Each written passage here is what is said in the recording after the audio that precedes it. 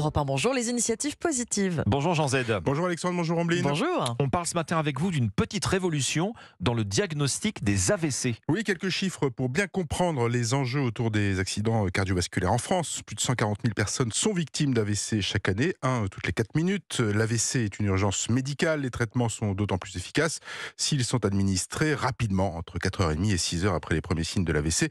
Selon les cas, chaque année, 10 000 à 15 000 personnes de moins de 45 ans voient leur vie bouleversée par cet accident, cet AVC. Il s'agit de la seconde cause de décès. Le défi est donc de taille. L'enjeu, c'est de diagnostiquer ces AVC le plus tôt possible afin de limiter les risques de handicap secondaire. C'est justement l'idée d'une start-up française baptisée Resolve Stroke, que l'on peut traduire par résoudre ou solutionner l'AVC. Que propose-t-elle cette start-up ? Eh bien, de fournir des images numériques de haute définition aux professionnels de santé auprès des patients. Ce dispositif d'imagerie cérébrale est couplé à un ordinateur échographique 3D ultra rapide et surtout portable.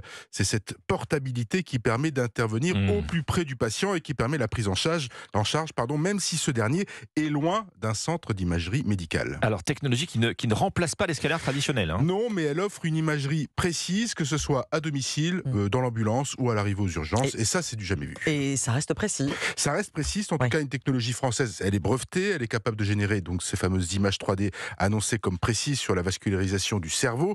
Derrière cette innovation, il y a un trentenaire, Harit Zamakola, qui s'est appuyé sur des travaux de recherche en imagerie biomédicale. Preuve de l'intérêt autour de ce dispositif unique au monde, Resolve Stroke a levé cette année 2,2 millions d'euros pour renforcer sa recherche. Les premiers essais cliniques ont commencé en collaboration avec le CHU de Caen.